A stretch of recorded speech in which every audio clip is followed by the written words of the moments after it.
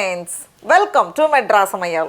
இன்னைக்கு நம்ம மெட்ராஸ் சமையல்ல பிரியாணிக்கு நல்ல டஃப் கொடுக்குற மாதிரி சேமியா வச்சு சூப்பரான ஒரு ரெசிபி பண்ண போறோம். இது வந்து கிட்டத்தட்ட பிரியாணிக்கும் ஃப்ரைட் ரைஸ்க்கும் நடுவுல இருக்கும். நல்ல ஒரு ஃபியூஷன் ரெசிபி இது. எல்லாரும் நல்ல விரும்பி சாப்பிடுவாங்க. இப்போ இது பண்றதுக்கு ஃபர்ஸ்ட் வந்து நம்ம சேமியா வேக வைக்கணும். அதுக்கு நான் இன்னைக்கு வந்து ஒரு பாத்திரத்துல கொஞ்சம் தண்ணி வந்து கொதிக்க வச்சிருக்கேன். தண்ணி இந்த மாதிரி நல்லா கொதிச்சு வந்ததும் இதுல வந்து தேவையான அளவு உப்பு சேர்த்துக்கோங்க.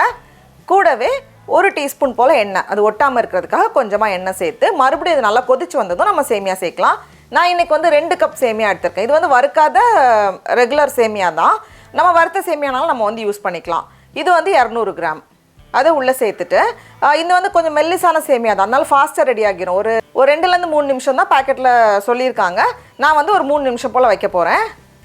இப்போ 3 நிமிஷத்துக்கு அப்புறம் பார்த்தோன்னா சேமியா வந்து நல்லா வெந்து வந்துடும். அது சாஃப்டாக வரணும். வேறு சேமியானாலும் பார்த்துக்கோங்க, சாஃப்டாக வரணும். இந்த மாதிரி வந்ததும் நல்லா வடிகட்டி எடுத்துகிட்டு வந்திருக்கேன். இதில் வந்து லேசாக எண்ணெய் சேர்த்து மிக்ஸ் பண்ணி வைக்கிறதுனாலும் வைக்கலாம், இல்லை நம்ம உடனே செய்ய போகிறதுனால நான் எண்ணெய் சேர்க்கலை. இப்போ இதில் சேர்க்குறதுக்கு நான் இன்றைக்கி வந்து கொஞ்சம் சிக்கனும் முட்டையும் சேர்க்க போகிறேன். அப்போ வந்து கொஞ்சம் அந்த சிக்கன் ஃப்ரைட் ரைஸ் அந்த டேஸ்ட்டுக்கு போகும். சிக்கன் வேண்டாம் அப்படின்னு நினச்சிங்கன்னா நம்ம வந்து மஷ்ரூம் இல்லைனா பன்னீர் எது வேணாலும் நம்ம வந்து யூஸ் பண்ணிக்கலாம். சோயா சங்க்ஸுமே நல்லாயிருக்கும். நான் இன்றைக்கி வந்து 200 கிராம் போல் எலும்பில்லாத சிக்கன் துண்டுகள் எடுத்திருக்கேன்.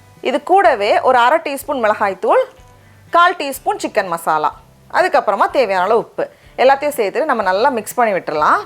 சிக்கனை வந்து நல்லா சின்ன சின்னதாக கட் பண்ணிக்கோங்க. அப்போ தான் வந்து நமக்கு கொஞ்சம் ஒரு பைட்டுக்கும் நமக்கு வந்து கிடைக்கும், நல்லாயிருக்கும். இப்போ வந்து ஒரு பேனில் 2லேருந்து 3 டேபிள் ஸ்பூன் போல் எண்ணெய் சேர்த்துக்கோங்க. நான்ஸ்டிக் பேனால் ரொம்ப குறைவாகவே எண்ணெய் போதும். எண்ணெய் சூடானதும் நம்ம ரெடியாக வச்சுருக்கக்கூடிய சிக்கன் எல்லாம் உள்ளே சேர்த்துடலாம். சேர்த்துட்டு இந்த சிக்கன் வந்து கொஞ்சம் ரெடி ஆகட்டும். இப்போ இந்த மாதிரி எல்லாத்தையுமே நம்ம திருப்பி போட்டுட்டு கொஞ்சம் அப்படி மிக்ஸ் பண்ணிவிட்டு, உங்களுக்கு வந்து கொஞ்சம் சாஃப்டாகவே போதும் சிக்கன் அப்படின்னா நம்ம வந்து கொஞ்சம் வெந்ததுக்கப்புறமா இந்த மாதிரி கொஞ்சம் வெந்து வந்திருக்கல இந்த ஸ்டேஜில் நம்ம எடுத்துடலாம். இல்லை கொஞ்சம் கிறிஸ்பியாக வேணும், இந்த ஃப்ரைட் ரைஸ் ரேஞ்சுக்கு கொஞ்சம் கிறிஸ்பியாக வேணும்னா நம்ம இன்னும் கொஞ்சம் நேரம் வேக விடலாம். நான் வந்து இன்னும் கொஞ்சம் நேரம் கூட வச்சு இந்த மாதிரி பாருங்கள் ரோஸ்ட் ஆகி வந்திருக்கு. இந்த மாதிரி பண்ணும்போது இன்னும் நல்லாயிருக்கும். இப்போ வந்து இந்த பேனில் கொஞ்சம் எண்ணெய் மீதி இருக்குது. இதுலேயே வந்து நான் வந்து 2 முட்டை எடுத்திருக்கேன். அந்த 2 முட்டையும் உள்ளே சேர்த்துடலாம். கூடவே தேவையான அளவு உப்பு, கொஞ்சம் மிளகு சேர்த்துட்டு இந்த முட்டை வந்து லேசாக நம்ம அந்த மஞ்சக்கருவு மட்டும் நான் வந்து கொஞ்சம் கலச்சி வைக்கிறேன்.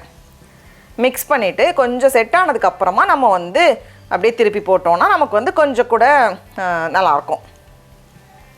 பாருங்கள் இந்த மாதிரி முட்டையும் ஓரளவுக்கு நல்லா வெந்து வந்திருக்கு.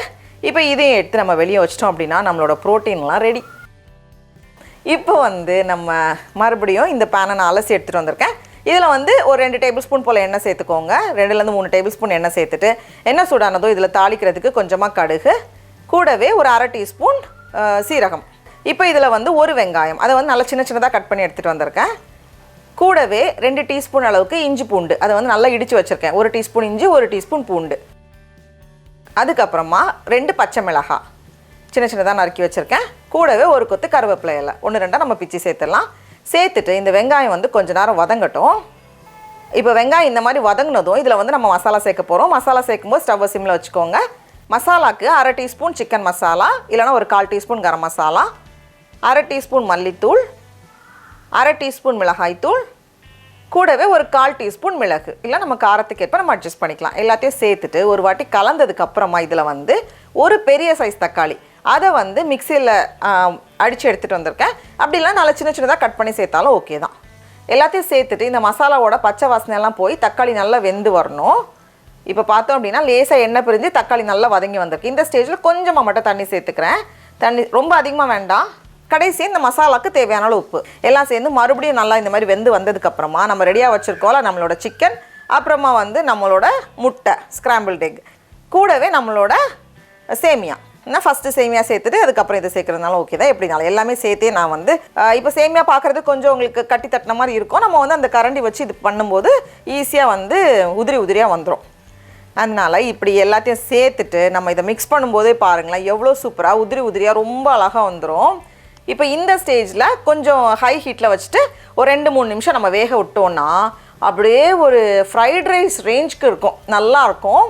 நம்ம வந்து சாஸோ எதுவுமே சேர்க்காம ரொம்ப நல்லா பண்ணிடலாம்.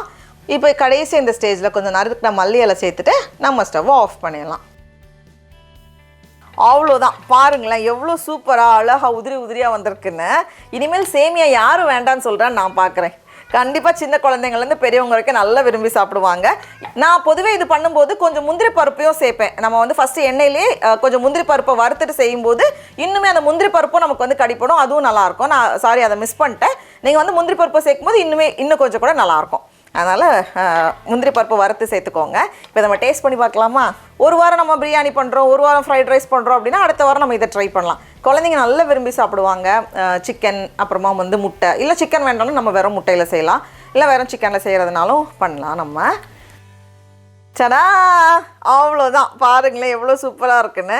இதுக்கு வந்து நமக்கு சைட் டிஷ்ஷே தேவைப்படாது. ஏன்னா ஒரு பைட்லேயும் நமக்கு வந்து முந்திரி பருப்பு சேர்க்குறதுனா முந்திரி பருப்பு, அப்புறம் வந்து பாருங்களேன் 2 பீஸ் சிக்கன் இருக்குது, 1 பீஸ் முட்டை இருக்குது. எல்லாத்தையும் சேர்த்து சாப்பிடும்போது பயங்கர சூப்பராக இருக்கும். நீங்களும் கண்டிப்பாக அந்த ரெசிபியை வீட்டில் செஞ்சு பாருங்கள். உங்களுக்கு இந்த வீடியோ பிடிச்சிருச்சுன்னா மெட்ராஸ் சமையலுக்கு சப்ஸ்கிரைப் பண்ணுங்கள். நாவின் சுவை எறும்புகள் மலரட்டும்.